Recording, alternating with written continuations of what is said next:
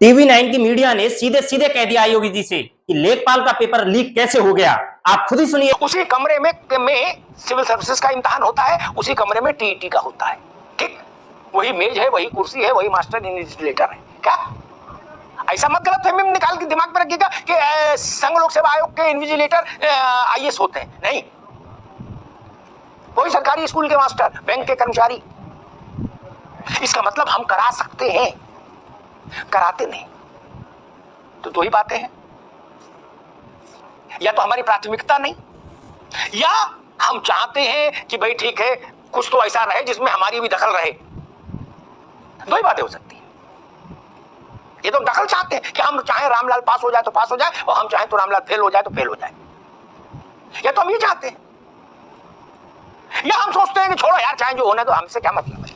दो ही बातें हो सकती हैं, तीसरी कोई बात ही नहीं। मैं देख रहा था कि 5G लॉन्च हुआ है। कहा गया कि देश में इससे आर्थिक क्रांति आएगी, संचार क्रांति आएगी, शिक्षा और चिकित्सा जैसे क्षेत्र में बड़ी छलांग भारत लगाएगा। ठीक बात है, लेकिन मेरी चिंता यह है 4G में तो ये हाल है पंडित जी, 5G के बाद क्या होगा? फिर कौन सा इम्तिहान हो पाएगा?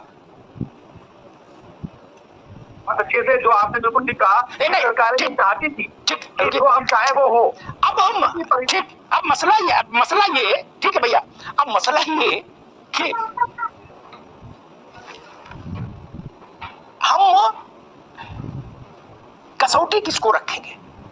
मुझे लगता है कसौटी परीक्षार्थी होना चाहिए, नेता नहीं, अधिकारी नहीं। सरकार सर्टिफिकेट देने से दूर रहे।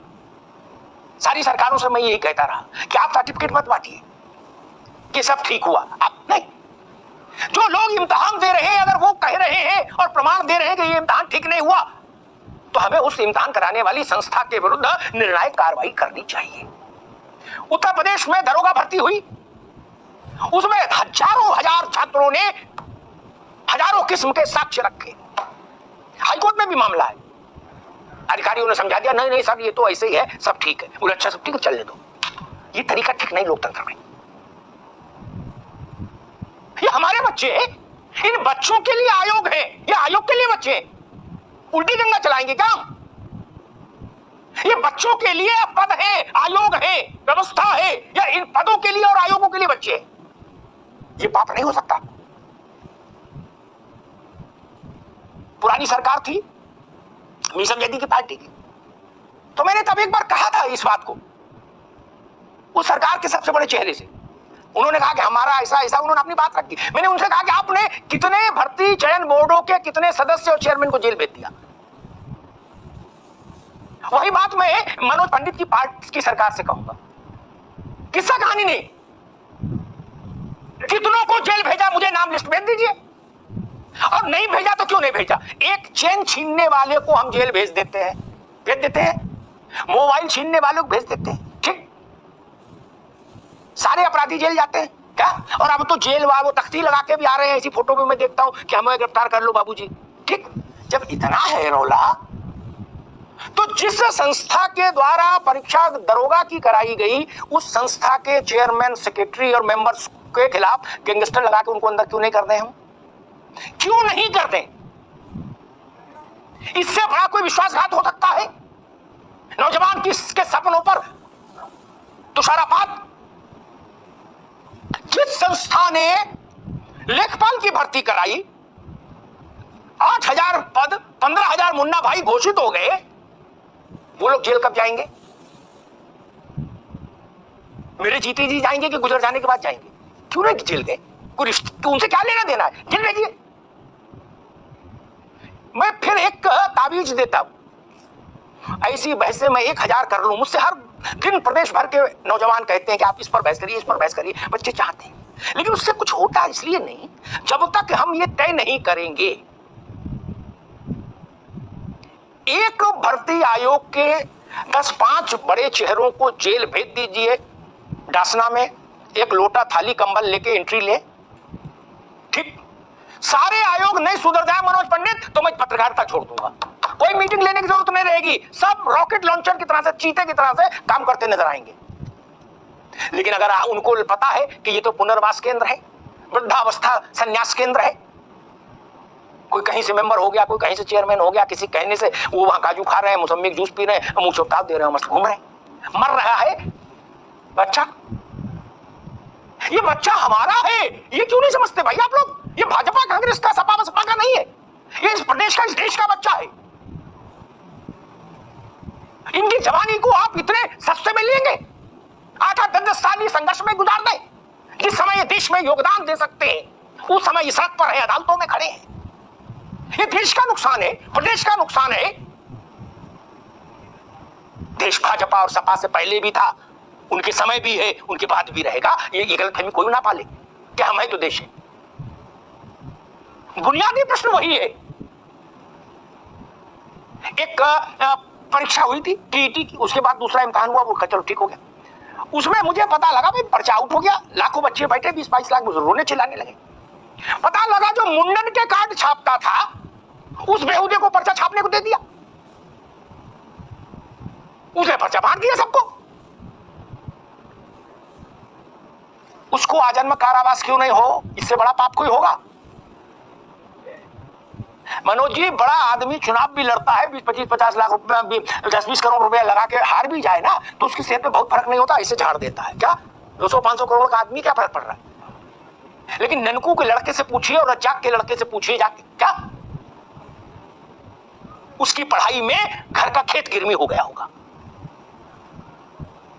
घर का खेत गिरवी हो गया होगा, अम्मा का बिछुआ पायल गिरवी रखा होगा। उनके साथ ये नहीं हो सकता।